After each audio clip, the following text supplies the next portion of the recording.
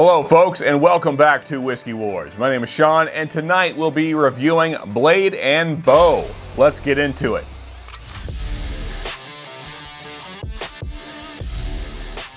Okay folks, so here's our bottle for this evening, Blade and Bow.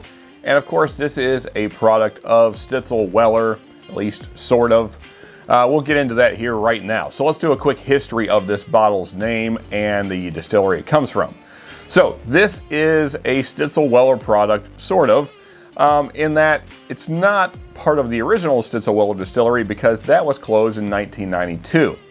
Now in 2014, Diageo would buy the distillery and reopen it. So it's not really the same people or really any of the original people doing it, but same namesake, so sort of Stitzel-Weller. Now they did have some leftover distillate or some whiskey aging from Stitzel-Weller. And that's how they got to making this bottle. Now, first off, let's talk about the name, then we'll talk about the process that's unique to this bottle. So the Blade and Bow name comes from the blade or shaft of the skeleton key, and then the bow or the top of the key. So you can see those two parts there on the famous little key here. And of course, there was 5 keys, just like there is on the front of this bottle, on the Stitzel-Weller distillery originally, and those 5 keys represent the 5 parts of the distillation process. So that is how the bottle got its name. Now, what is special about Blade and Bow, the bourbon? Well, it is a Solera aged bourbon, and what that means is that they took some of the old stuff from the original Stitzel-Weller distillery and they put that in barrels, and then they put new whiskey in there with it, and they never completely empty the barrels. So there's some of that old whiskey left in the barrels all the time because they never empty them.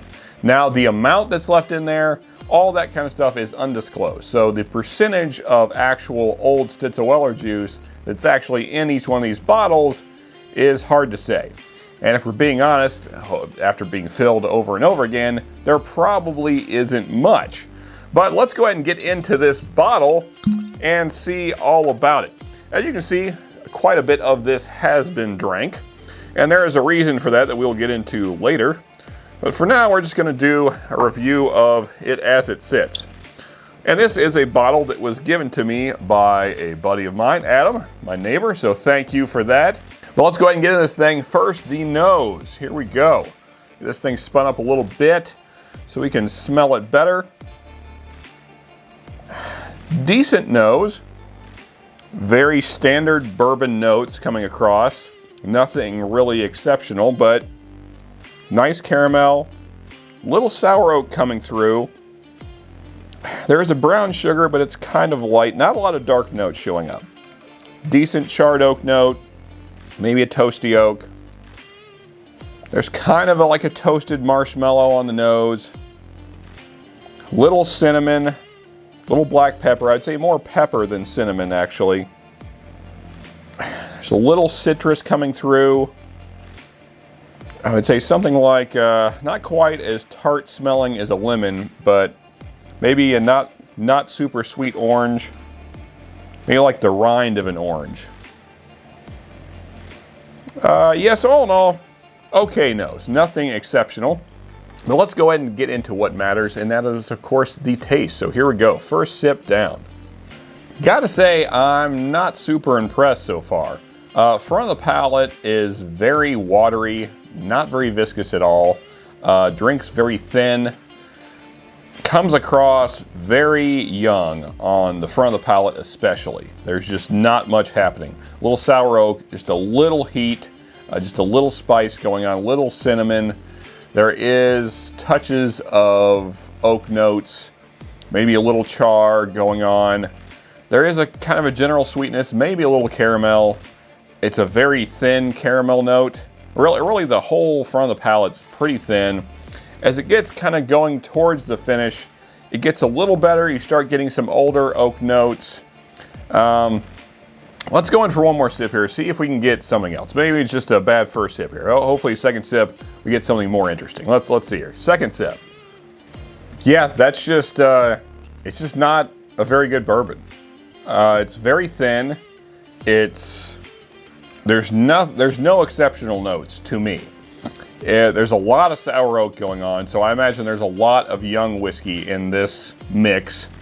I'm not picking up much of anything that suggests that there's old whiskey in here. There's a little bit of kind of a tannic oak note that you might get on an older whiskey, kind of right before you swallow for the finish. Like very back of the palate, you get just a little bit of that, which is not really a positive. It's really just kind of sour notes, mainly sour oak, kind of some grassiness. There's maybe a little citrus going on. All in all, it's pretty uninteresting. It's very thin. And the problem is this is like a $45 to $50 bottle. This is not a cheap bottle. This is not like a bottom shelf bottle. It kind of feels like this bottle is a lot of gimmicks and not much else. It's a very nice looking bottle. I think we can agree on that. The key thing is kind of interesting. The back history and the Solera aging is kind of cool, I guess, although we have no idea like what percentage of old Stitzel-Weller stuff is actually in this glass. It tastes like none. Yeah, it just kind of feels like a gimmick. That's what it feels like. It feels like this is probably more gimmicky than Blanton's, and that's saying something because that's a really gimmicky bottle as well. But I would say this is not even as good of an experience as Blanton's, and Blanton's is not a phenomenal experience by any means.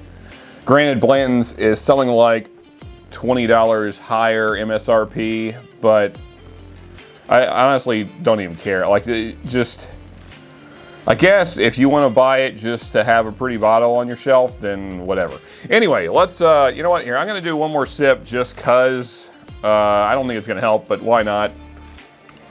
So I just realized what the note I'm getting on the back end reminds me of.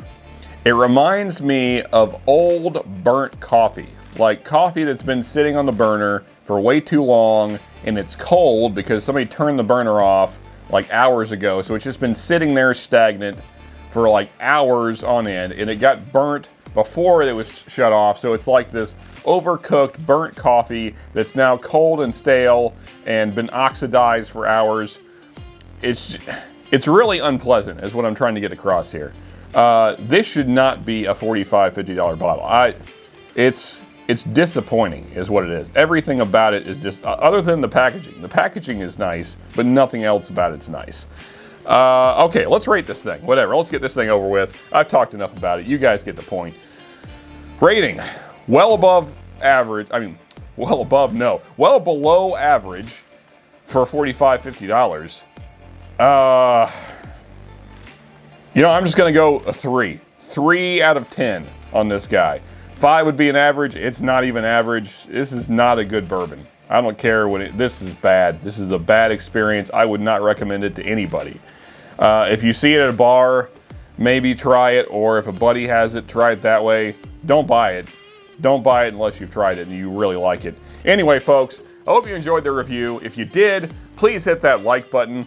Also, if you want to see more reviews from me, things that don't suck, here's reviews of good bourbons, and here is the subscribe button. So do both those things. And until next time, folks, just remember, you can never have too much good whiskey. Not this crap.